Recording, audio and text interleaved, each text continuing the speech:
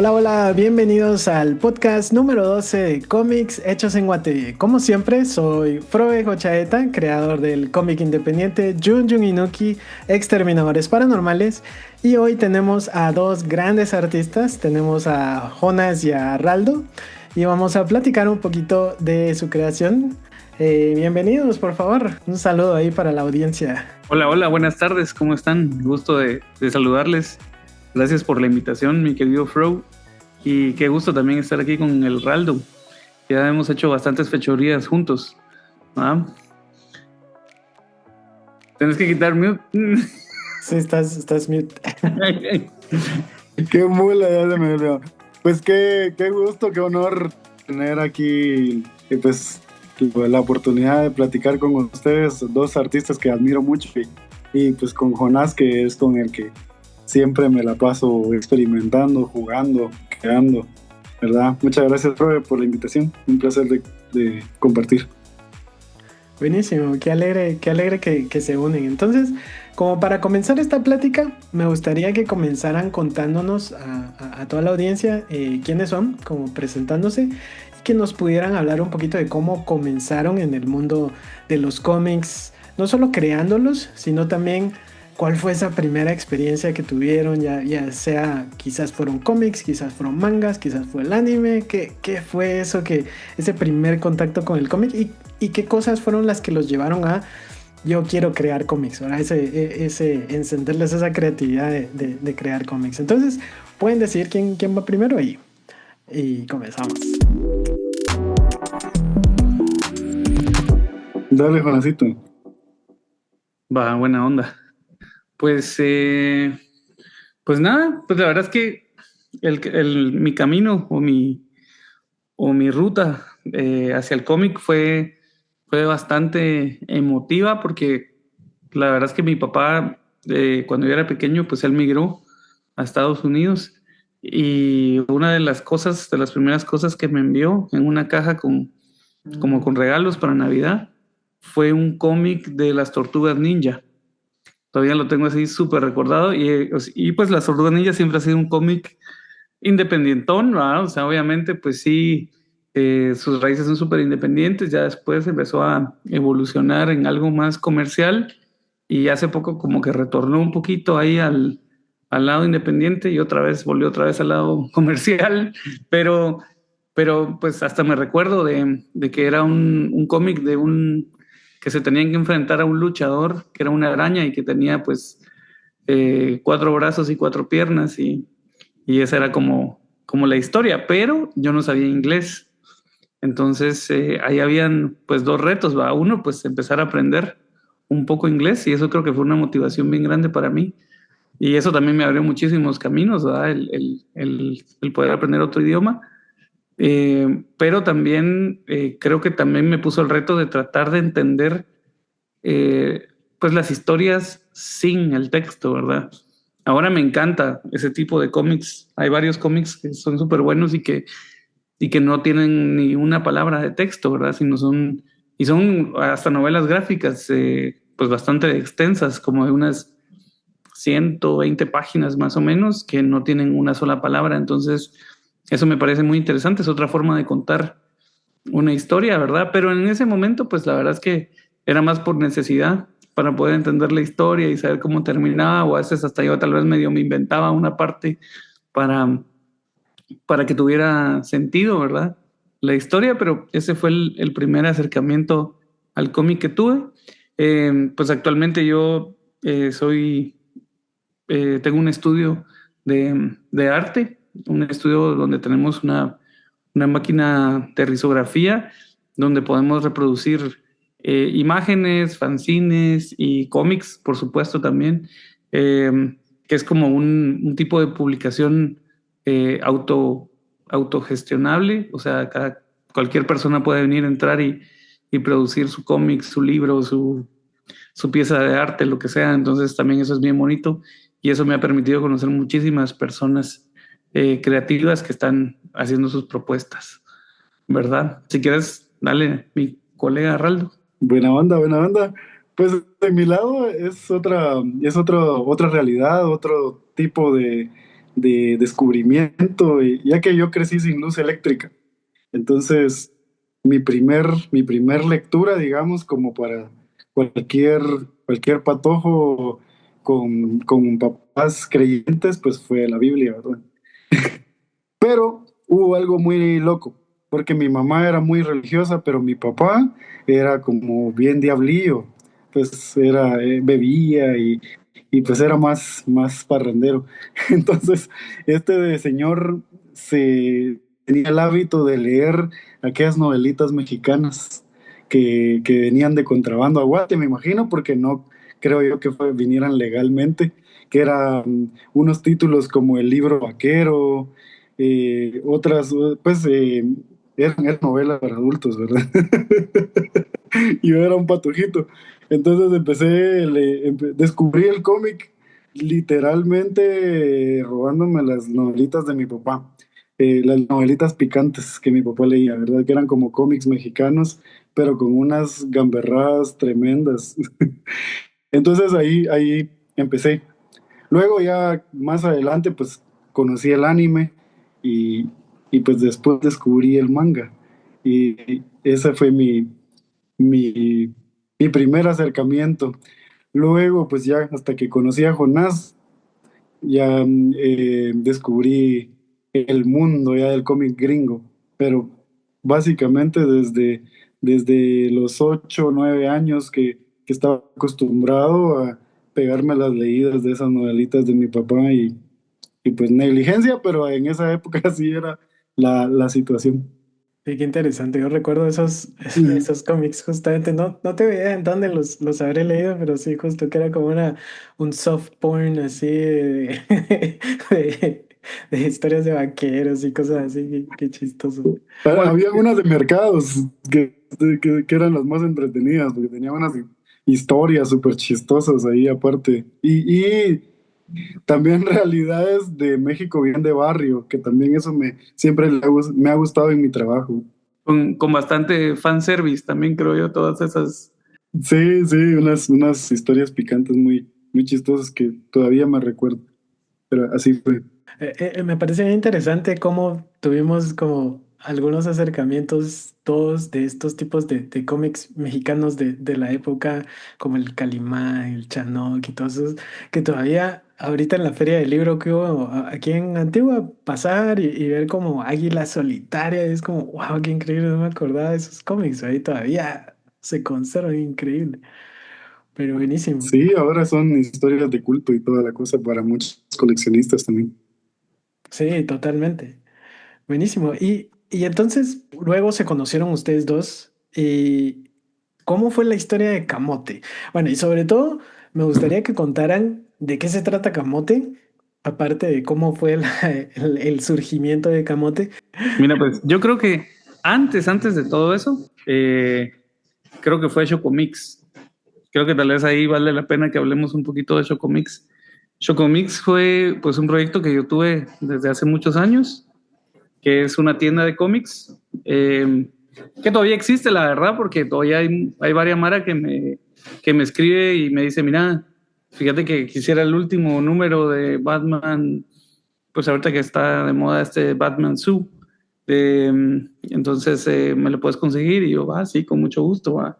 Porque igual yo pues sigo siendo un aficionado, yo creo que nunca voy a dejar de ser un aficionado a los cómics, a las narrativas y, y pues en pues un principio pues habían varias tiendas de cómics acá en Guate y fueron cerrando, ¿no? Entonces pues ni modo, había que ver cómo se conseguía y, y pues varias maras sabía que yo traía cómics, entonces me pedían que los trajera y cada vez era más mara, entonces hasta que dije, wow, o sea, pues aquí podemos, podemos pedir para todos, ¿verdad? Y entonces así empecé a traer más cómics y empecé a tener como más, pues a traer una que me gustaba a mí y otra por si alguien la quería, eh, y pues entonces traía varias copias y entonces empezó a crecer la tienda y cuando pues me regresé a vivir a Shela, pues aquel conoció pues vio que todos los cómics que yo tenía y todo eso y nos pasábamos un montón, le enseñé un montón de diferentes cómics o novelas gráficas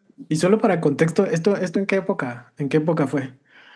Eso Pero como en el 2015 o 2016, por ahí. Ajá, sí, por ahí, por ahí.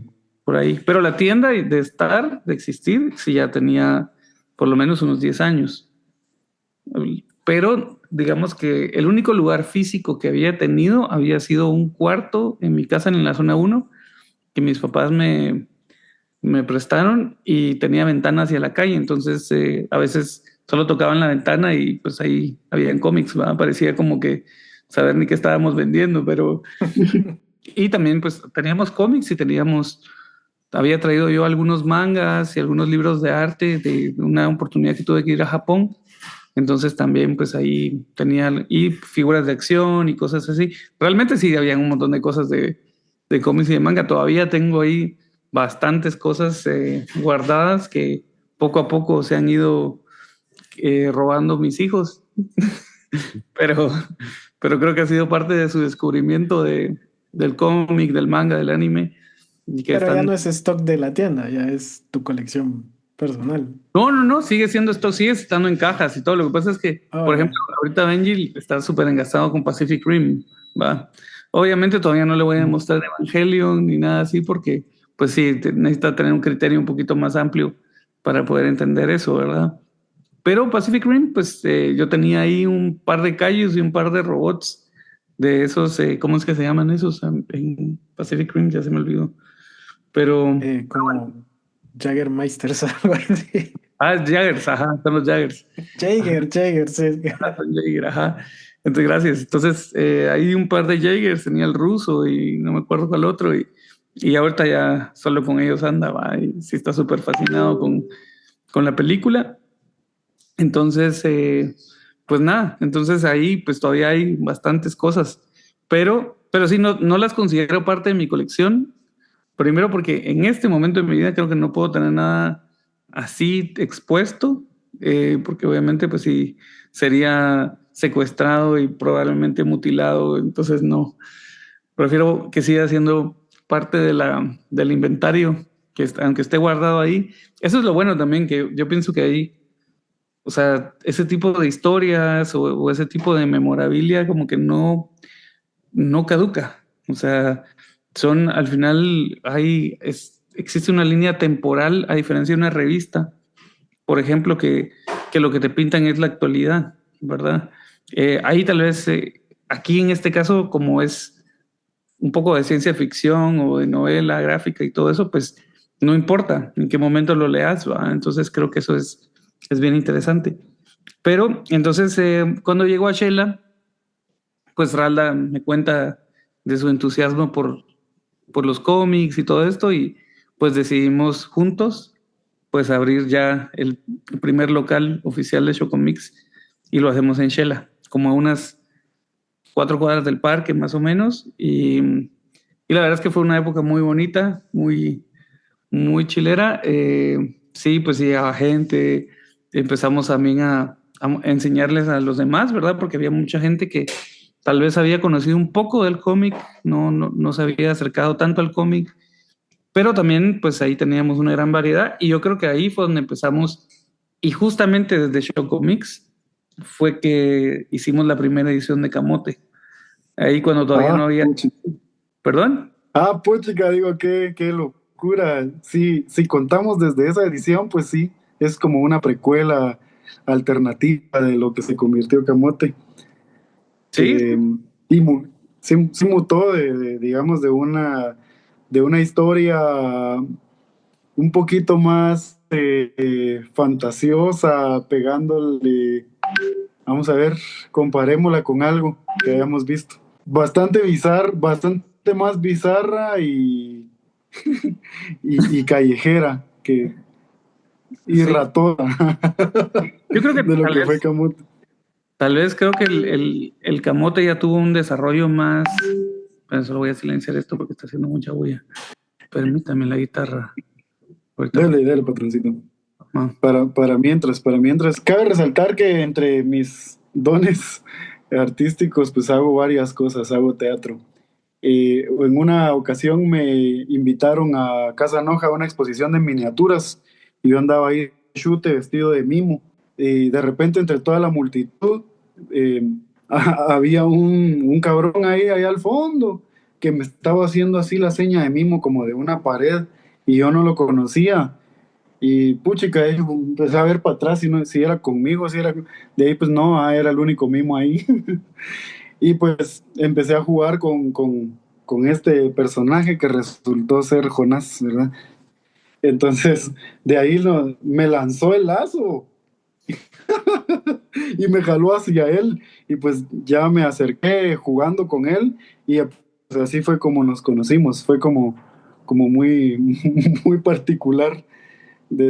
A partir de ese momento fue que yo lo invité a mi taller que tenía y pues ya nació el Chocomix mezclado con mi taller y entre esas vueltas nos invitaron a exponer en Casa Noj y fue ahí donde salió este experimento que se llamaba, que era un nombre que a mí se me ocurrió cuando era, como esas palabras que se inventa uno de Wiro que no significan nada. Ese nombre era La Mazanguiana y así se llamó ese primer piloto.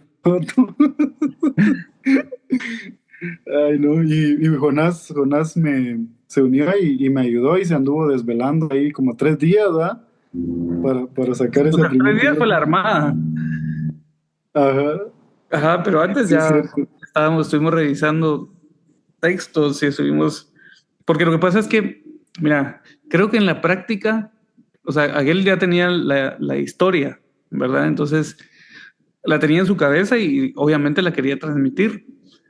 Pero lo que pasaba es que, como él la tenía en la cabeza, él hacía los cuadros y habían cuadros que faltaban, obviamente, porque yo le decía, pero aquí te saltaste de aquí para acá y ¿qué pasó?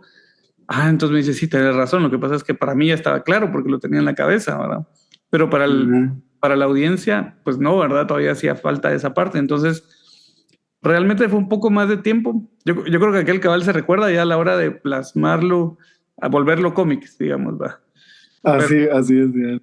pero realmente fueron meses de estar revisando, cambiando las ideas, hacíamos unos pequeños cuadritos para ver cuáles iban a ser. Bueno, pues todos los que hacen cómics, me imagino que ya saben de lo que estamos hablando, y los que no, pues solo son como unas escenas, son cuadros que representan unas escenas así en boceto, digamos, ¿verdad?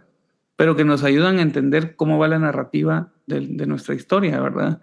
Entonces, pues nada, fueron esos meses que estuvimos trabajando eso y finalmente sí, esos 3 días y noches de desvelo que dice aquel, donde sí ya cobró vida y que lo presentamos en Casa Noj, nos dieron un espacio ahí y la verdad es que fue bien bonito, tuvo muy buena aceptación, llegó la gente y todo. Y creo que esa fue justamente, como dice que la precuela de Camote. ¿Pero fue Sí. precuela espiritual o fue realmente precuela de la qué pasó antes de Camote uno? Mm, pues no, realmente fue la base, pero de ahí Camote mutó totalmente a otra cosa. También el universo era otro. De ahí solo reciclé a un personaje de esa precuela, digamos, que es Huicho, que es el que tiene los dientes así. No sé si has visto el segundo episodio, pero este cuate era un personaje que nada que ver, que logramos rescatar que para ya lo que fue Camote, que aparece ya en el segundo episodio, ¿verdad? Eh, pero bueno, también parte de esto de los inicios conceptuales tiene mucho que ver también como de mi infancia, cuando a veces me enfermaba y mi mamá, a pesar de que era bueno, un poco religiosa, visitaba a los curanderos, aquellos que tienen sus santos y sus candelas. En mi comunidad se llamaba Don Nazario Chicará, que era un señor donde me llevaban y pues me pasaban el huevo. Hay mucho sincretismo en Camote, ¿verdad? Y viene de esas influencias de Patojo que pues así era, ¿verdad? Tengo claramente esas influencias ahí en mi memoria. Luego, pues también pues, en parte de esta precuela, eh, lo que me inspiró pues fue esas condiciones en las que crecí cerca de un ingenio azucarero, allá en la costa sur. Eh, pero cuando salió Camote fue un proceso totalmente distinto. Llevaba ya mucho tiempo trabajando en ese universo, ¿verdad? Desarrollando todo alrededor. Que fue que gracias a la influencia de Jonás me di cuenta de que no solo es una narrativa que uno tiene en su cabeza, sino se trata de muchos tipos de guiones distintos para preparar una obra, ¿verdad? Tanto a dónde va la historia, como los diálogos, como el entorno, ¿verdad? ¿Y Profesor, cómo fue la historia de producción del primer La Mazanguiana y luego del de Camote uno? Porque los dos fueron, en su primera versión, podría decirse que son fanzines, ¿no? Los hicieron, me Así imagino que es. fotocopiados, engrapados a mano, que si nos pudieran contar un poquito más de cómo fue ese proceso de producirlos. ala, pues sí, mira, yo creo que también vale la pena rescatar que cuando estábamos en ese proceso de creación, o por lo menos de materialización del, del cómic, eh, pues hubo una coincidencia de esas geniales, porque vinieron dos artistas de cómic mexicanos a Shela. Y entonces, la verdad es que primero les encantó la tienda, o sea, hasta se llevaron varios cómics que no habían en México, irónicamente, de algunos estudios independientes como Headloper, por ejemplo, que no sé si lo has visto, que acaba de salir, y Wanaka, un amigo nuestro, pues me lo había recomendado. Y entonces logré conseguir unas copias y todo, y cuando las vieron en la tienda se las llevaron todas, estos cuates, ¿va? Porque en México no habían encontrado, o ya estaban demasiado caras en México también.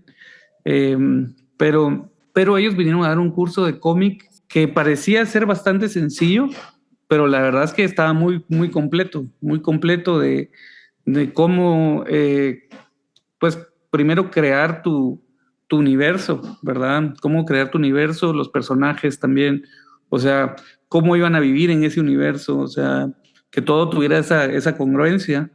Y entonces nosotros, pues, a pesar de que ya teníamos unos meses platicando del proyecto, decidimos aprovechar este taller para darle una estructura más clara al proyecto de la Mazanguiana.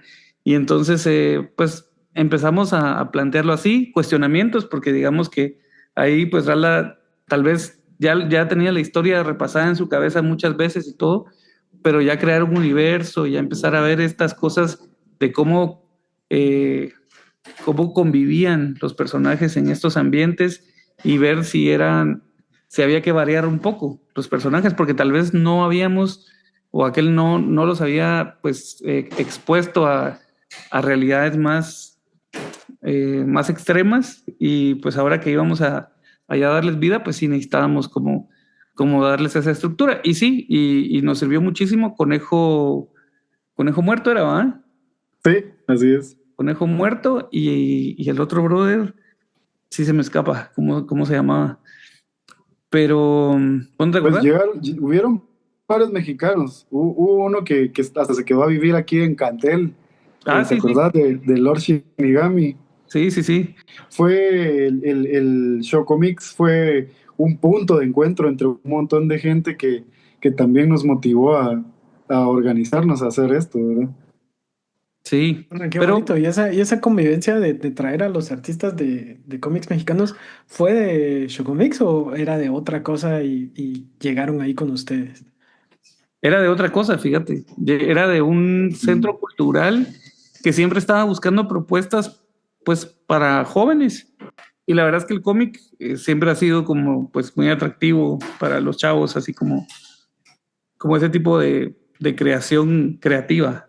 O sea, valga la redundancia, porque yo creo que al final a veces uno crea cosas que no son tan creativas, pero creo que el cómic tiene eso que te da esa libertad, ¿verdad? De hacer lo que querrás. Era Bésica, que se llama El Espacio, que trajo a estos artistas de cómic, y la verdad es que pues eran artistas ya muy reconocidos ahí en México, con trayectoria y con una gran mano y también con una gran conceptualización. La verdad es que fue genial compartir con ellos y incluso nos dio chance de presentarles otros proyectos porque pues La Mazañana fue uno de los que publicamos, pero por ejemplo yo tenía cuadernos donde tenía pues ya cómics hechos, pues escritos ahí solo para publicar, tenía una historia de unos chavitos en bicicleta que se cae el puente y entonces que se queda una comunidad incomunicada, pero que los abuelos empiezan a, a evitar que se volviera a conectar con el resto del mundo, porque la verdad es que el vivir aislados era algo buenísimo en estos tiempos, ¿verdad? Ahora que lo pienso, es como un poquito ese tiempo de la pandemia, ¿verdad? O sea, como antes, cuando no nos imaginábamos siquiera que eso podía pasar, pues de algo así se trataba más o menos el cómic y era de cómo pues regresaban a su identidad que ya había sido como alterada por toda la comercialización y el consumismo y todo eso, y entonces pues prácticamente volvían a sus raíces y a ser una comunidad que se apoyaba. En resumen, eso era el cómic y la verdad es que ellos estaban así como súper emocionados y me decían, no hombre, lo tenés hay que afinarle cosas, obviamente, pero pues al final sí les había gustado mucho. Y eso me recuerda que creo, eso no lo había hecho, pero pues yo trabajé muchos años en publicidad, ¿verdad? Y si algo aprendí de la publicidad, pues del storytelling, ¿verdad? De cómo contar historias, pero también aprendí mucho de producción y de tiros de cámara y de encuadres y de ángulos y de esto que también me permitió, pues como ya crear pues estilos de cómics un poquito más desarrollados o más ricos, que no tuvieran pues tomas como muy repetitivas, sino que fueran más interesantes para el lector. Sí, cabal, de ahí viene el consejo que me dabas, por ejemplo, de no decir las cosas, sino solo mostrarlas con acciones, ¿verdad? Muchas cosas. Jonás, si Jonás no hubiera aparecido, no se hubiera logrado, porque también siempre ha tenido Igualmente con buena vos. onda. No, es que también sabes bastante y me has movido y me hace... Yo siempre he dicho que sos como el editor. Si fuera un manga japonés, vos serías el editor, porque siempre le das el lado cinematográfico a las cosas, siempre me cuestionas por qué, ¿verdad? O sea, tenía la idea en bruto de que el, el- quería hacer una crítica al ingenio azucarero de mi comunidad, pero no quería decir que era azúcar. Entonces, fuimos explorando maneras de jugar con el concepto de que una empresa grandota está instalada en medio del pueblo rural. Eh, Me recuerda mucho cuando me enseñaste Fuli Culi, la planchota que está en el lugar, ¿verdad? O sea, siempre me has dado muchas referencias de la cultura popular de la cual yo no domino, ¿verdad?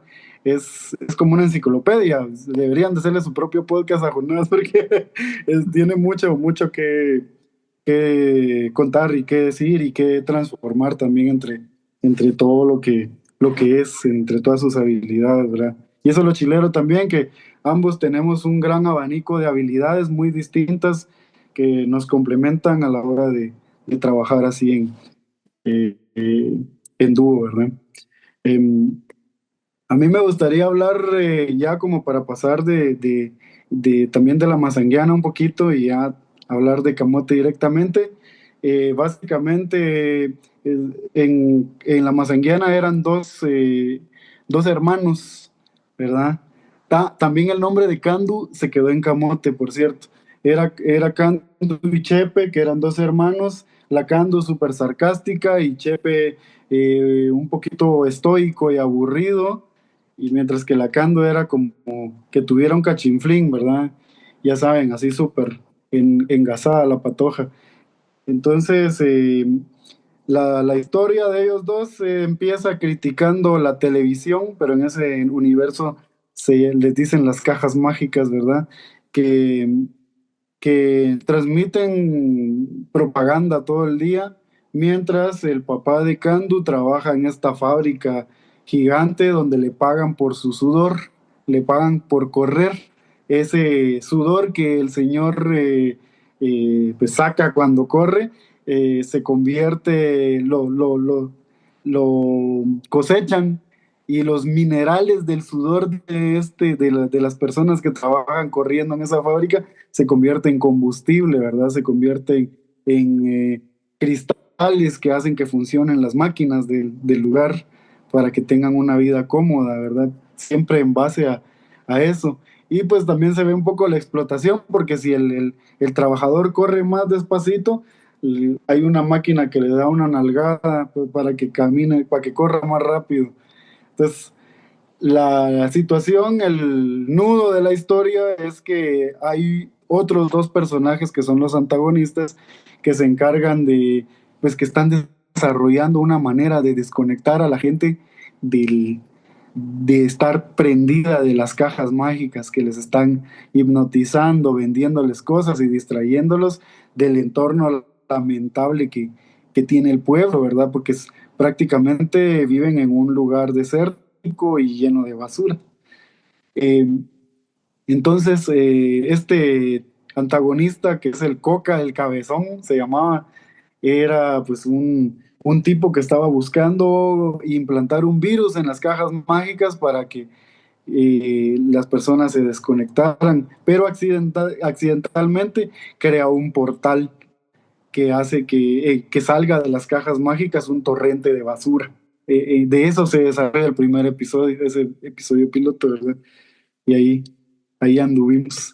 Entonces, en el timeline, digamos, luego que fue Show Comics, conocer a este intercambio cultural con estos artistas mexicanos, y me encanta esa relación que tuvieron porque la mayoría de creadores de cómics que conoces es como el guionista y el artista. Pero acá es como, está chilero eso, que es como el mangaka y el editor, ¿verdad? Justo como muy, muy a la Bueno, Shueisha. también Jonás Jonás no solo es el editor, Jonás también se ha encargado de ayudarme a decidir como los encuadres de las escenas. Ha dibujado también bastante, se ha desvelado conmigo editando, se ha desvelado conmigo llenando, pues rellenando fondos, pintando oscuros, ¿verdad? Negros, porque bien esa es otra cosa que ha sido completamente hecho a mano todo el proceso de ambas obras, ¿verdad? Y entonces, ¿en qué momento surgió Colocho? Creo que dentro de la historia de Colocho Studio está el estudio que tenía aquí en Antigua, ¿verdad? Ahí en Somos Tierra, creo yo. Ahí en el Ese era fondo, no me Colocho acuerdo. Studio, Era justamente. Colocho, ¿verdad? Así es. Entonces, contemos la historia de Colocho Studios. Va, Cuéntala, Jonás, cuéntala, usted la cuenta bien bonita. buena onda. Buena onda. Pues mira, todo empieza por una expo que pues me invitaron a ir a una expo por los 500 años de Da Vinci. Y entonces, pues yo dije, pues voy a mandar unas obras y todo, y mandé como 4 piezas. Y la verdad es que no pensaba ir, pero en eso Desi encuentra una oferta de boletos de avión, así vía Zurich. Bueno, no, perdón, llegaban a Zurich, porque Zurich en ese momento estaba tratando de ser como un hub para toda Europa. Entonces está dando los vuelos súper baratos. ¿Va? Yo la verdad es que pensé que era un scam o algo así, pero no. Pero al final sí era real. Y la onda es que pues nos fuimos vía Zurich y de ahí tomamos un bus para la Expo en Milán. Pero en el Airbnb donde nos estábamos quedando, ahí en Zurich, en la esquina, había una galería de arte, pero solo tenían una pieza en la ventana y era una pieza que tenía era una impresión, como un póster, digamos, y adentro de esa impresión había un montón de personajes. Había un alien con sus huevos de alien, estaba Spider-Man, estaba Donnie Darko, estaba Batman, los cazafantasmas, Deadpool, así un montón de personajes dibujados como obviamente estilo cómic, pero con unos colores y unas tintas que yo jamás había visto. Y entonces no pude resistirme y decidí entrar. Y entro a la tienda a la galería y me dice la chava que Julia, que es casualmente también hace cómics y y animaciones. Y me dice, mira, bienvenido a Blue Apple, se llamaba. Entonces me dice, esa es una risografía, y me empezó a contar toda la historia de la obra, ¿verdad? Pero yo le digo, mira, ¿y qué es una risografía? La verdad es que nunca había escuchado del término, ¿verdad? Entonces me dice, pues es un tipo como de grabado, pero más bien como que si fuera un stencil en súper alta definición con tintas orgánicas de soya y arroz. Y bla, bla, bla, y me empezó a mostrar y toda la onda, y le dije, ¡hala, qué genial! Entonces me dijo, fíjate que va a haber como una feria de rizo este fin de semana. Entonces me dijo, se llama, pues me dio el nombre, ¿va? De la feria. Y entonces me dijo, pero lo malo es que no va a ser aquí, va a ser en Milán. Y entonces yo dije, yo voy para allá, casualmente, ¿verdad? Entonces, ¿dónde va a ser? Pues mira, te doy el nombre y ya te metes vos a la página y ahí miras dónde va a ser, ¿va? Y yo, buenísimo. Sí, igual aunque me dijeran, yo no conozco nada de ABA, entonces no hubiera servido nada, pero la cosa es que me fui, conseguí una habitación en una residencia de artistas que se la recomiendo mucho, que se llama Casa Base, y que tiene todo, ¿verdad? O sea, tiene pues unas habitaciones súper bonitas, pero hay estudios de grabación, hay cine, es una bodega, es una fábrica, perdón, de telas que está abandonada, pero la readecuaron para albergar artistas y que también los artistas puedan producir todo lo que quieran ahí. Tiene restaurante y toda la onda, está bien bonito. La onda es que cuando llego y busco en internet la página, me doy cuenta que que esa feria de risografía iba a ser ahí mismo, en Casa Base.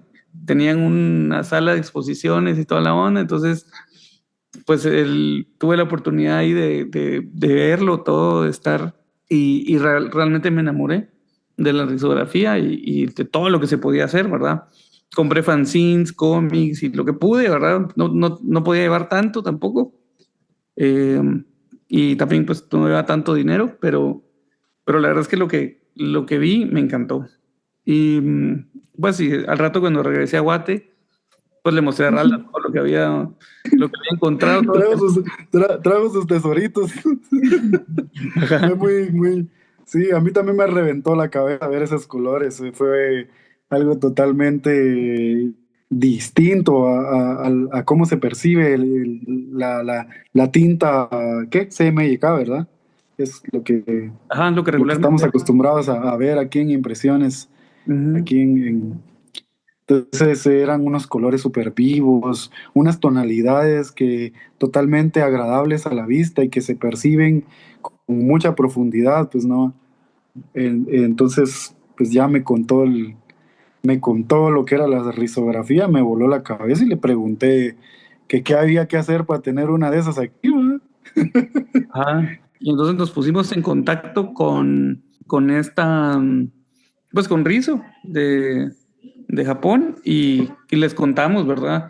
En ese tiempo nosotros también teníamos, como la verdad es que éramos unos muchachos muy inquietos, también teníamos un museo que se llamaba Magma. Bueno, en ese tiempo todavía se llamaba Camaleón, creo yo.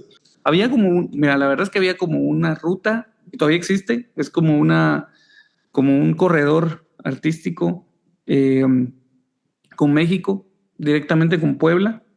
Y entonces esos amigos poblanos pues jalaban otros amigos del Estado de México y de otros lados y los invitaban a Guate, que hacían festivales mesoamericanos y entonces eso mismo fue como alimentando un poquito la cultura, ¿no? Pero entre ellos vino un artista que también era curador, que había estudiado en la UNAM, muy, muy bueno, que se llama Pablo Solano.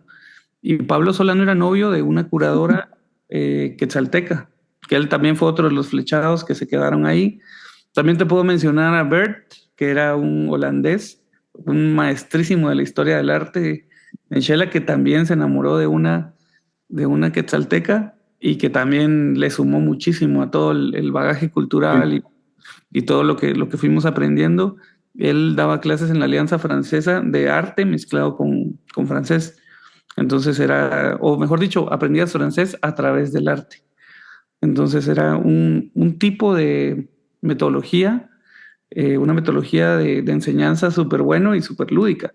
Entonces Eso también me encantó. Entonces, como que coincidieron muchas cosas en ese tiempo y cuando vino el momento de hacer el museo, pues dijimos, hay una necesidad. Pues entonces Pablo fungió como curador y como que asesor de los artistas que empezaron a exponer con nosotros.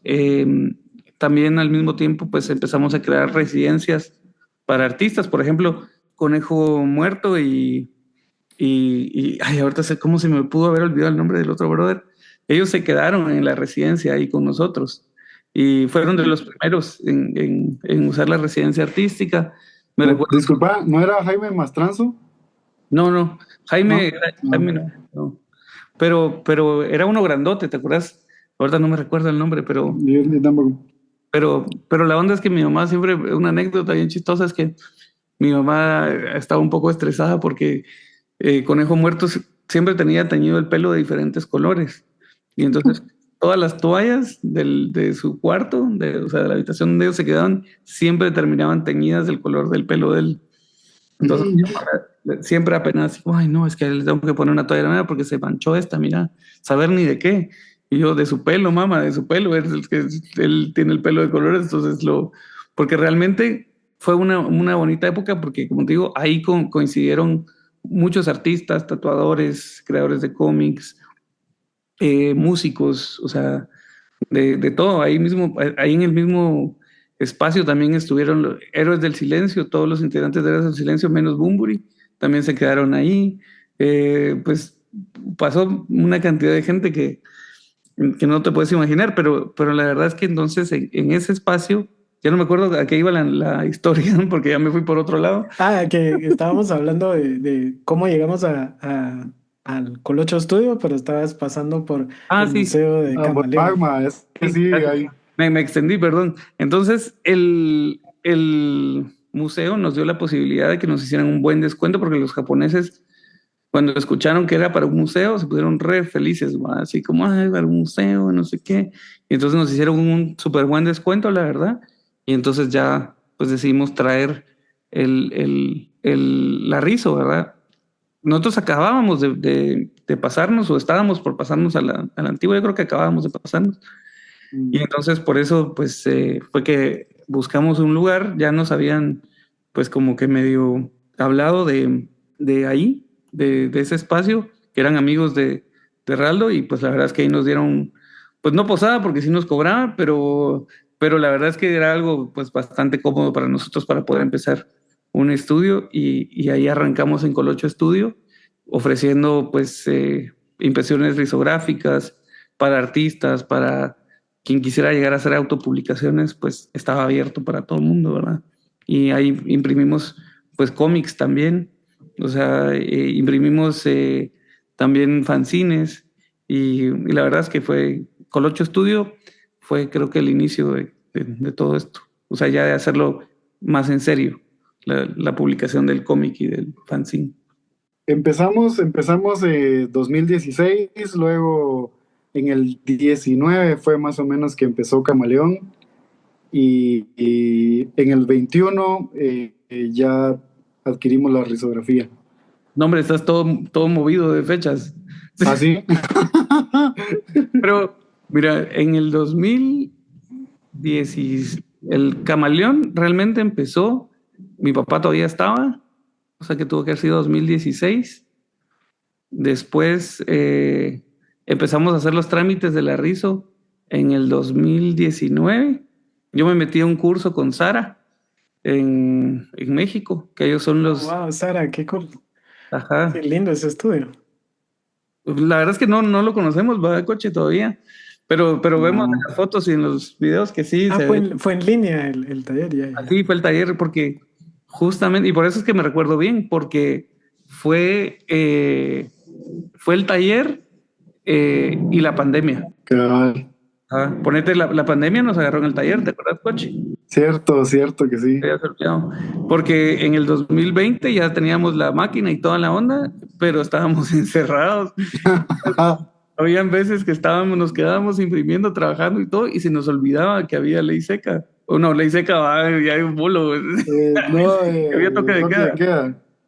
Entonces a veces se nos olvidaba y cuando abría, ya no se puede andar en la calle, ¿va? Entonces, ¿y Nos ahora qué? tocaba que quedarnos encerrados ahí. Teníamos unos sleepings en un como closet, digamos que teníamos ahí. Ya teníamos algo porque a veces también llegaba Mara y nos pedía posada, ¿va? Cochi. Sí. Entonces ya sabíamos que a veces era de matar o morir. Ah, buenísimo. O sea, seguía siendo una residencia artística. En ese espacito, cuando nos agarraba el hambre, que el Jonás se iba a echar la vuelta a buscar provisiones, que sushi, que la gran, porque ahí estaba cerquita el sushi, y nos quedábamos echando punta.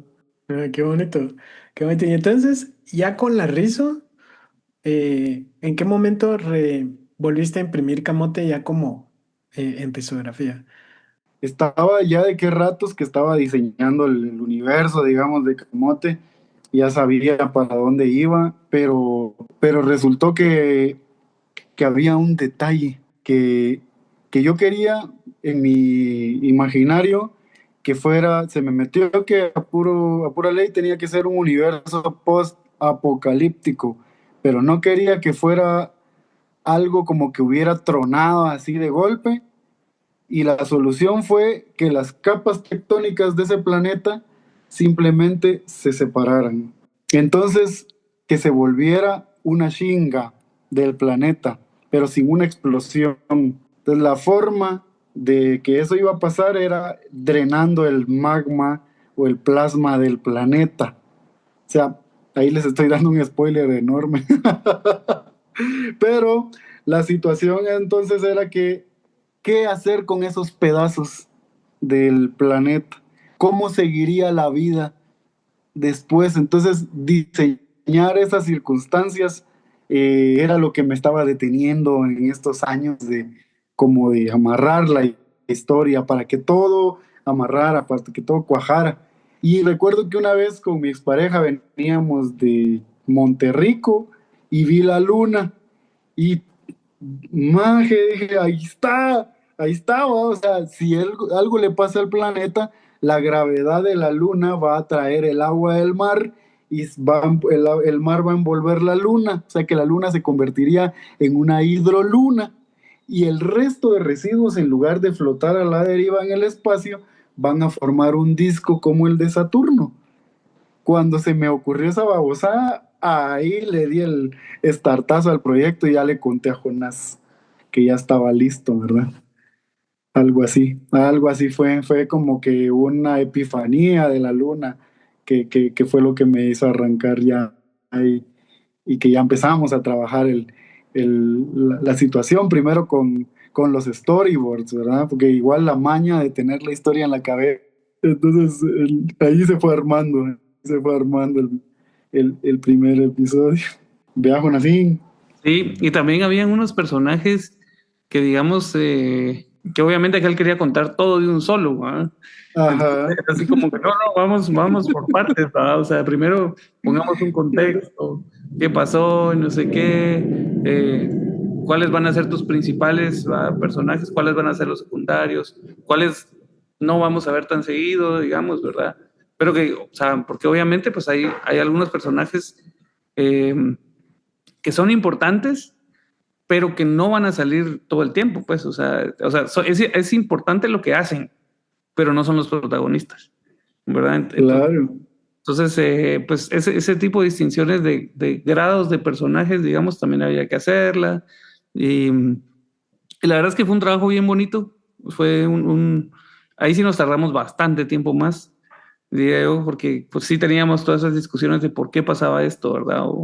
Entonces hay cosas que veníamos, o sea, como dice aquel, pues nombres y cosas y elementos que venían de la mazanquiana, pero que realmente no cuadraban con la historia actual, ¿verdad? O sea, esta historia ya era otra, ya estaba también más madura, y yo creo que también el tipo de personajes que, que eran unos viajeros, que no tenían los cuerpos físicos como los nuestros, ¿verdad? Entonces era difícil de explicarlo pues desde un principio, ¿verdad? Pero yo le decía que tal vez no tenemos que explicar todo desde el principio, sino poco a poco, irle dando dosis al lector para que fuera, y la verdad es que creo que fue mejor así.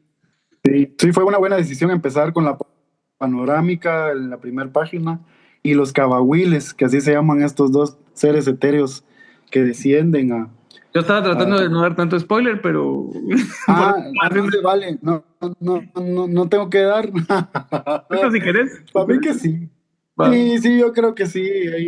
Tampoco es algo que al menos nuestro círculo que nos ha apoyado también, que la comunidad que nos ha apoyado en este proceso también están enterados pues de estas palabras, que de estos nombres y situaciones que todavía no se van a dar en la historia, pero que ahí están, ¿verdad? Para mí a mí sí me llega a dar spoiler un montón, ¿verdad? También eso me hace como cuestionarme a dónde voy a poner la historia, ¿verdad? Y qué giros argumentales también guardarme para en algún momento.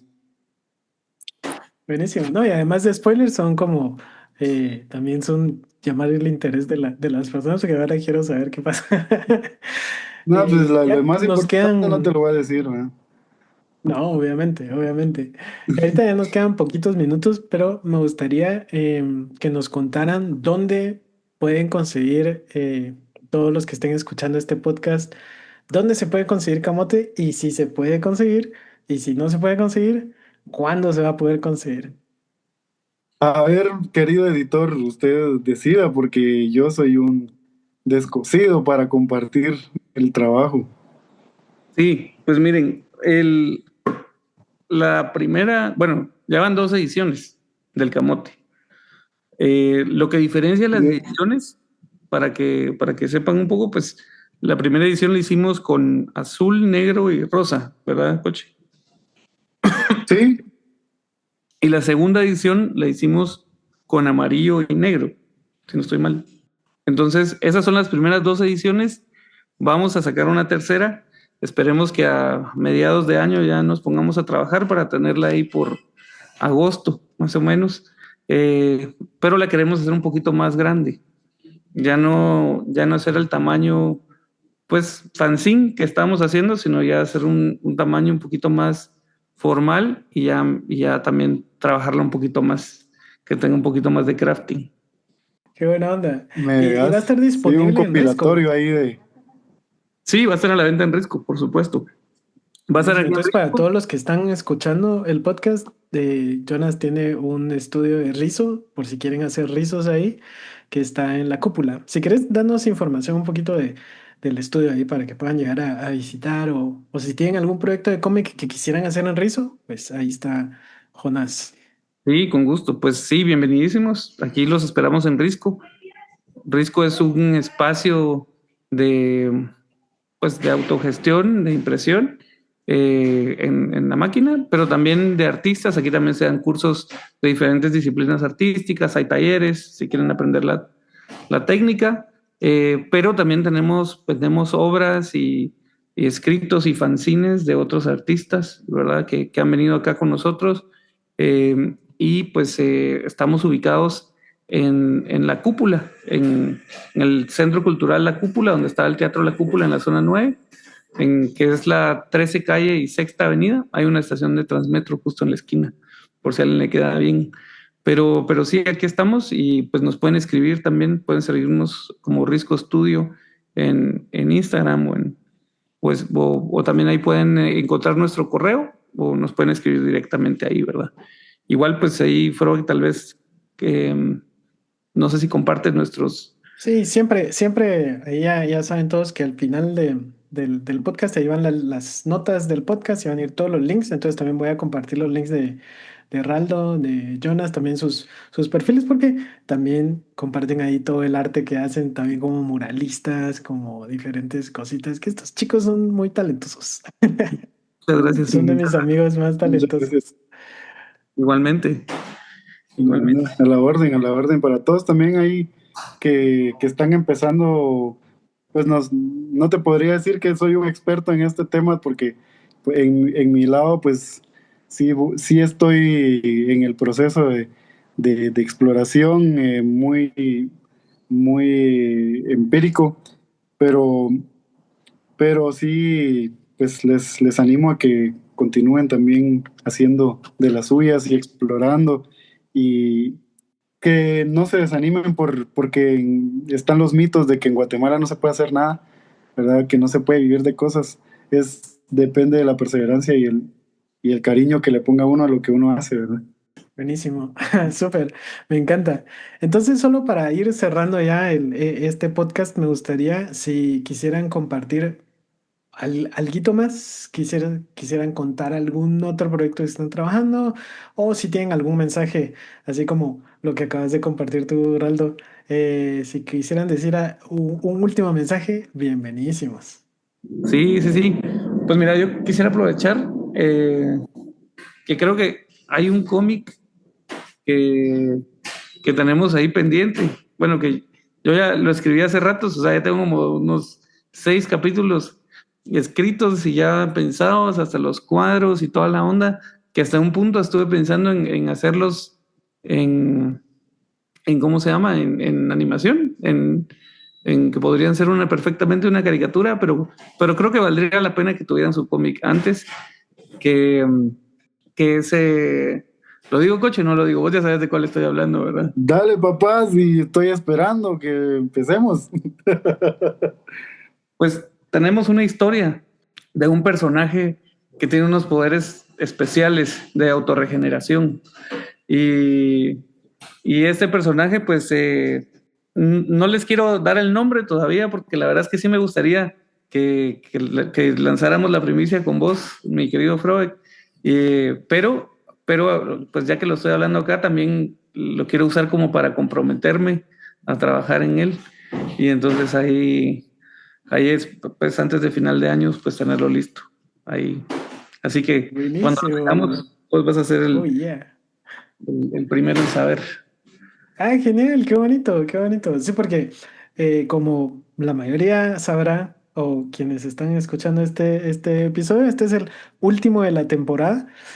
Cada temporada va a tener solo 12 episodios, entonces la siguiente temporada va a regresar en octubre, así que probablemente ya exista ese cómic. Así que Qué bien. otra vez, bienvenidísimos para volver a entrevistarlos y platicar de este nuevo proyecto. Me encantaría. Qué buena Buena, noticia. buena onda. Es bien divertido, ¿eh? Buena onda, tiene cabal la esencia de lo que fue Colocho Estudio. Ahí también yo estoy trabajando en lo que quedó del Colocho Estudio, porque mutó a Risco, pero pues yo me estoy encargando ahorita de crear una nueva propuesta con Colocho Estudio también, siempre con el apoyo de Jonás. Así que pronto van a saber cositas ahí. Eh, y sí, me gusta mucho la narrativa que, que producimos en conjunto con Jonás, porque son historias de aquí, historias del barrio, historias de la gente común y corriente que también eh, nos han marcado en nuestro desarrollo como individuos, ¿verdad? La verdad es que es bonito. Creo que al final hay como... A mí siempre me gustaba cuando miraba series de Gainax, que así como digamos, pues podías ver desde Furikuri o Evangelion o después con Gurren Lagann o todo eso y pues Aquí y la Kill seguir viendo pues como que a uno le gusta el estilo, como que se va desarrollando un estilo y creo que ese estilo esperemos que se mantenga como vos decís, la esencia está, entonces, pero pues obviamente evolucionado, o sea, y sería bien chilero que continuara con ese sello del Colocho. Buena onda. Pues eso nada más, Buenísimo, qué agregarlo alegre. y agradecerte a vos por la invitación, Flo. Buena onda, es un gusto. Y aquí vamos a estar siempre que vos nos invites. Yeah, buenísimo. Y Muchas bueno, gracias a los dos, en serio que los admiro un montón. Y ya quiero ver esa nueva edición de Camote. Y el Buena nuevo onda. proyecto. Sí, sí. Buenísimo. Entonces, les agradezco mucho por haber estado y pues nos checamos en la próxima. Súper. Gracias a vos, mi hermano. Gracias. Saludos a todos. Sigan creando. Hasta pronto.